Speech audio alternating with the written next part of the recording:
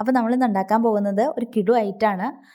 നമ്മൾ സമയമൊന്നും ഒട്ടുമില്ല അതവർക്ക് വേണ്ടിയിട്ട് ഉണ്ടാക്കാൻ പറ്റിയ ഒരു ഐറ്റാണ് നമ്മുടെ ബ്രെഡ് പിസ്സ എന്ന് പറയുന്നത്. അപ്പോൾ നമ്മുടെ പഴയ പിസ്സേനെയൊക്കെ അങ്ങ് മാറ്റി വെച്ചിട്ട് നമുക്ക് നമ്മുടെ ന്യൂ ജനറേഷൻ പിസ്സ എങ്ങനെ ഉണ്ടാക്കുന്നതെന്ന് നോക്കാം കേട്ടോ.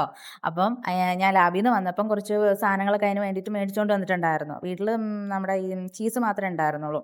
അപ്പം അതിന് ക്യാപ്സിക്കം കാര്യങ്ങളൊക്കെ വേണമല്ലോ. അപ്പം അത് എപ്പോഴും വീട്ടിൽ കാണത്തില്ല. ഇങ്ങനത്തെ ഐറ്റംസ് ഒക്കെ ഉണ്ടാക്കുമ്പോൾ മാത്രമാണ് മേടിക്കാറ്. അപ്പോൾ അതൊക്കെ ഞാൻ വന്നപ്പോൾ മേടിച്ചുകൊണ്ട് വന്നു. പിന്നെ എനിക്ക് കട്ടിംഗ് ബോർഡിൽ വെച്ച് കട്ട് ചെയ്ത് വലിയ വശമില്ല.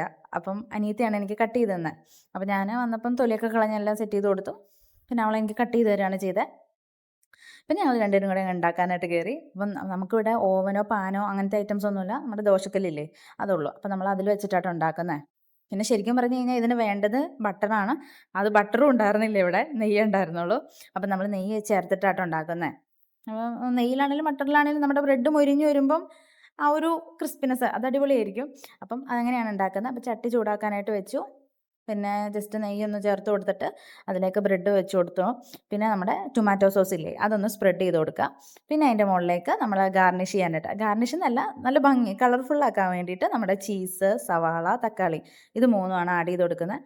അപ്പം ഇതിൻ്റെ കൂട്ടത്തിൽ കുറച്ച് ഉപ്പും കൂടെ നമ്മൾ തിരുമ്മിയിട്ടാണ് ഇട്ട് കൊടുക്കുന്നതെങ്കിൽ കുറച്ചുകൂടി ടേസ്റ്റാണ്. ഇവിടെ നമ്മൾ ഉപ്പൊന്നും ആഡ് ചെയ്യണില്ല കേട്ടോ. ഇങ്ങനെ തന്നെയാണ് ഇട്ട് കൊടുക്കുന്നത്. പിന്നെ അതിൻ്റെ മുകളിലേക്ക് നമ്മൾ ചീസ് ഇട്ട് കൊടുക്കുക. ചീസ് വെച്ച് കൊടുത്തിട്ട് പിന്നെ അതിൻ്റെ മുകളിലേക്ക് കുറച്ച് ചില്ലി ഫ്ലെക്സ്.